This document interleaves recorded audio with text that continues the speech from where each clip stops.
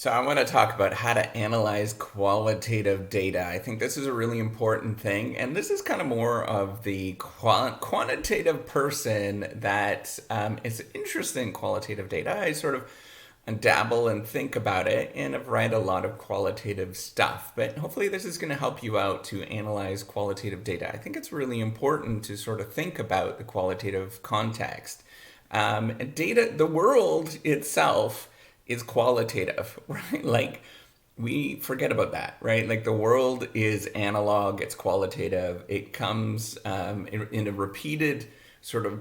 It doesn't. It's not in chunks. It's not binary. It's not numeric in any sort of way. But the world itself is very qualitative, and so understanding how to do this and kind of what qualitative analysis is making sense of this qualitative world, where you can't count anything, but also, being able to describe it. And it's a lot of sort of descriptive stuff and analyzing just a flow of information. And so it's really tricky to sort of make sense of this. You're still kind of, as you're a qualitative researcher, I view it. So for me, you're kind of you're quantifying everything anyways by describing what's going on, but you're still telling a story about what this qualitative data is all about. And so analyzing is really, really important. And it serves a very important role in science. And we forget about that these sort of qualitative, descriptive, analytical viewpoint, it really advances science in a lot of areas because there's just a lot of things that we can't quantify precisely. And so, telling me what love means to you, you really need to understand what love means to you, and it's going to be different for everybody. And sort of getting that sense of what that is going to be a lot more meaningful than getting some sort of quantitative metric on love. I think that's like the best explanation what that is. So if you're going to do anything that's qualitative, you should sort of think about these kind of things. And this is sort of just good basic research in general, but I think that this is also very helpful.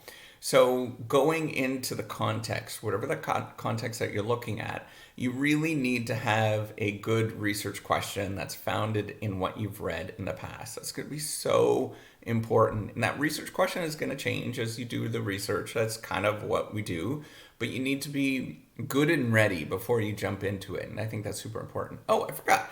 I forgot to do my calling. So I'm Professor Dave Massac. I'm Associate Professor of Innovation Strategy and Entrepreneurship. And I created this whole reciprocity project to give back as much as I possibly can. There's so many people that help me out that I want to pay the favor for to help you out. Hey, if you benefit at all, go check out the Reciprocity Project. The E is written with a 3. It's a sharing economy editing platform, trying to make it so that we can do much better research, just do a much better job than what we're doing. And writing is an important part of it. So go use it, buy some credits. It's going to help out with the project a lot. So all right, so the second thing that's really important is that you want to make sure that your ideas are broadly, your ideas are broad enough that when you go into the research context, that you're not like wedded to, a specific thing. That's the cool thing of qualitative research is that you go into a research context, and then you go into it and you have this sort of research question of like, oh, I know how the world works, and you go into it and you're like, no, I don't. And so you can't be like wedded too much, and that's kind of research in general.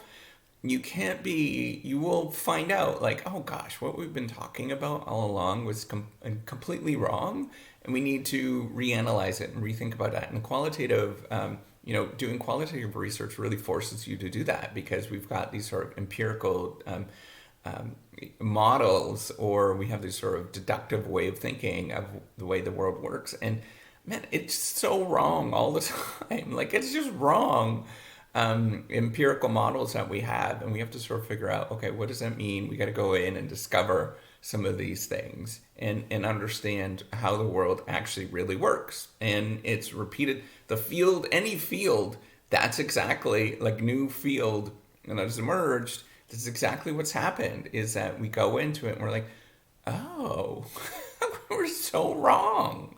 And that's because somebody took the time to actually go into it and discover what is wrong with what we've been saying, right? So you got to ask a lot of questions. That's the third thing that's important.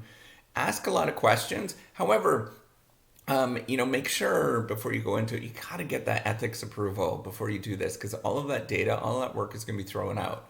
So, you got to have open-ended questions, but make sure that those are vetted with your ethics or IRB, board, institutional review board, whatever that is for at your institution, but just make sure it's vetted so you can't, so you could use it and go forward, right?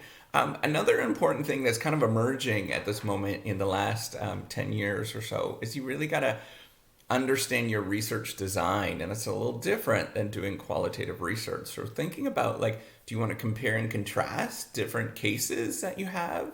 Are you doing a single case and taking a deep dive, which is not going to, so if you do a single case, you still probably have to do some sort of comparing and contrasting within that single case.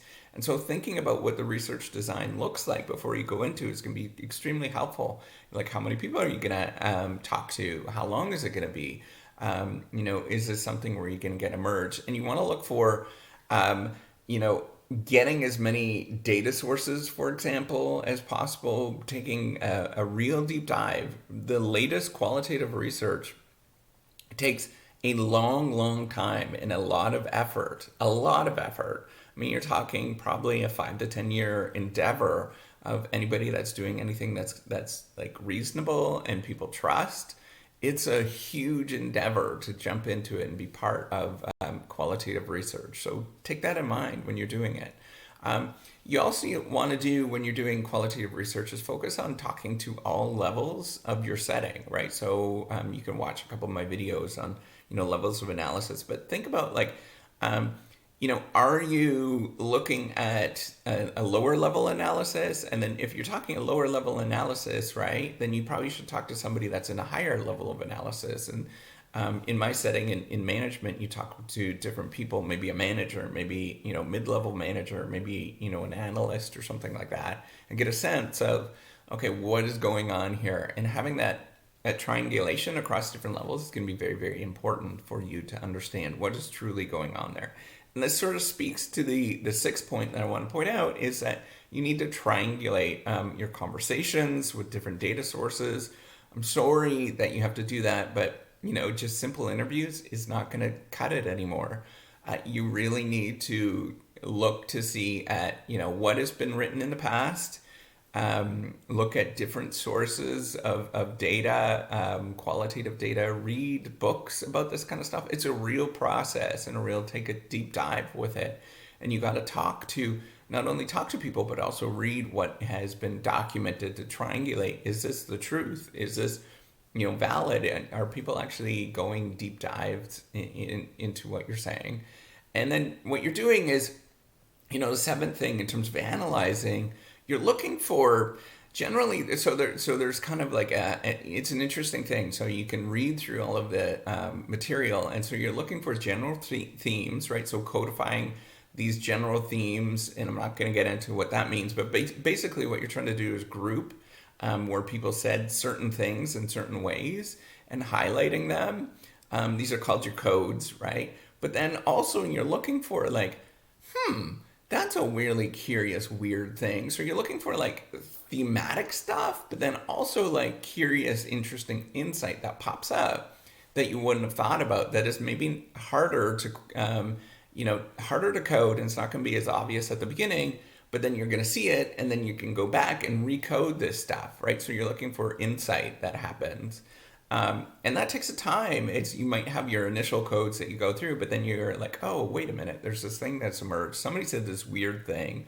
What does that mean? And then we got to go recode and relook at it, right? So there's really a lot of in-depth understanding that goes on. So what, at the end of the day, so the eighth thing that I think is really important that is emerging across all academic articles is it's thematic. There is a narrative to what you're actually saying. You're telling a story, and you're pitting it against what we already know, and you're telling the story so that other people can see and understand what you're going on. There's a real narrative, there's real storytelling, and generally qualitative research has a much stronger component of storytelling. It's not to say quantitative doesn't have that, but there is a stronger feeling of that this is a story. And then when you're reading it, you're like, ooh, this is interesting. I never thought about that. And you go into that detail. So where everybody that does qualitative stuff, that's where they shine, is in the storytelling. And it's hard to get that. But, so often you will see, you could do something that's kind of ordinary, but a lot of people do qualitative research and sort of with an interesting context because it draws you into the story. And then you're like, oh, wait a minute, that's cool.